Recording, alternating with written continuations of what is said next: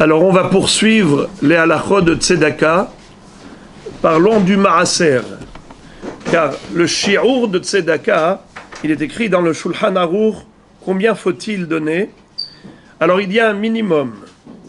Le minimum, c'est si il ne faut pas donner moins que mahatzit, que shlish à shekel beshana. Mahatzit à shekel, c'est combien? C'est à peu près 25 shekels. Combien on avait des... 26 shekels. Alors ça c'est mahatzit à shekel. Ce qui veut dire qu'un shekel entier, c'est à peu près 50 shekels. 50 shekels Hadashim d'Israël aujourd'hui, ça correspond à un shekel entier de la Torah. Donc un shlish, un tiers, c'est combien? C'est à peu près 15 shekels, 17 shekels. Alors il ne faut pas donner moins de 17 shekels par an, ça c'est le minimum du minimum. Hein? Par an. Oui, je vous lis le Shulchan Aruch.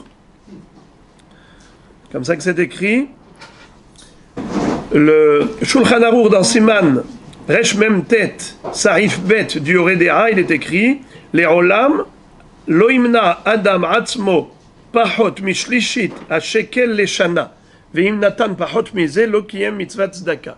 Quelqu'un qui a donné moins que ça, c'est-à-dire 17 shekels par an, alors il a annulé la mitzvah de tzedaka. Ça, c'est le minimum.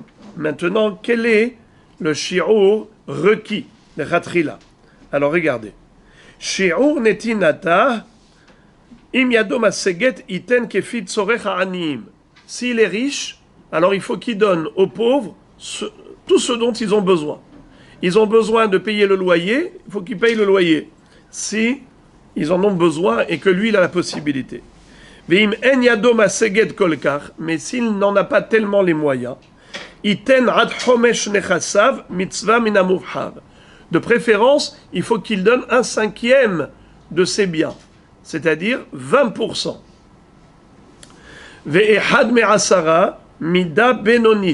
Et s'il donne le maaser, c'est-à-dire 10% de ses biens, alors ça, c'est quelqu'un de moyen. Pachot mikan, ayn ra'a. Moins que le maaser, c'est quelqu'un qui a un mauvais œil, quelqu'un qui a le cœur serré. Alors je répète, de préférence, le homesh, mida benonit, maaser, moins que le maaser, c'est mida ra'a. En français, de préférence 20%, sinon 10%, et si c'est moins que 10%, c'est considéré comme quelqu'un qui n'est pas généreux. Homesh ze she'amru shana rishona me'akeren, mikan va'ilach homesh irviach bechol shana. Quand on a dit 20%, 1/5, la première année, c'est calculé par rapport à tout son capital, et les années suivantes, c'est par rapport à son bénéfice, le bénéfice de chaque année. Hamebazbez, lo yebazbez yoter mi homesh, et lo yitztarech la biriot. Quelqu'un qui veut être plus généreux, il ne faut pas qu'il dépasse les 20%, pour ne pas que lui-même, il tombe dans le besoin, et que lui-même, finalement, se retrouve comme une charge pour la communauté. Vedav ka'akol yeme hayav, tout ça, c'est bon, et c'est valable que pendant la vie. Mais quelqu'un qui est agonisant, quelqu'un qui est mourant, quelqu'un qui est malade, il sait qu'il est en phase finale. Aval besharat moto, yachol adam liten tzedaka kol ma shirtse. L'homme a le droit de donner autant qu'il souhaite à la tzedaka, même s'il veut tout donner. Donc, on a compris que le din de Maaser, le din de Maaser, c'est Mida Benonit. Mais il est bon de rappeler les 3 chitotes, les 3 opinions que l'on a par rapport au Maaser. Certains pensent que c'est une obligation de la Torah. C'est Tosfot, dans Masechet Ta'anit Daftet, qui disent, sur la base du Pasuk, Aser te'aser, et kol tevu'at zar'echa, hayotse asade shana shana. Tu dois donner le Maaser de tout le produit agricole de ton champ chaque année. Pourquoi s'écrit 2 fois Aser, Te'aser? l'explication que rapporte Tosfot au nom du Sifri, c'est pour nous dire que pas seulement le maaser agricole est nécessaire, mais même du produit financier. Peu importe d'où j'ai gagné cet argent, je dois donner le maaser de cet argent.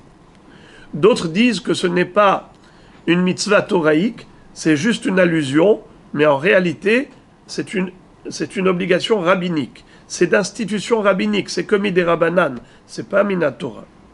D'autres disent que c'est même pas une obligation rabbinique, c'est juste un bon minhag. C'est un bon minhag. Donc ça fait couler beaucoup d'encre, cette question. Je vous ai récapitulé les 3 chitotes. Ceux qui pensent que c'est une obligation de la Torah, d'autres pensent que c'est une obligation rabbinique, et d'autres pensent que c'est juste un minhag. En tout cas, celui qui a déjà commencé à faire cette mitzvah, il doit continuer comme un neder. Quelqu'un qui a fait un neder, il ne peut pas, sans hatarat nedarim, arrêter de faire la mitzvah. D'accord? Donc, demain, Be'ezrat Hashem, nous allons évoquer nous allons rappeler l'enseignement du Chafetz Chaim qui nous dit que il y a des cas de figure où on a le droit de donner même plus que le Homesh. On verra donc les cas exceptionnels dans lesquels on est en droit d'offrir plus qu'1/5 de ses biens. Baruchim Tiyu et bonne journée.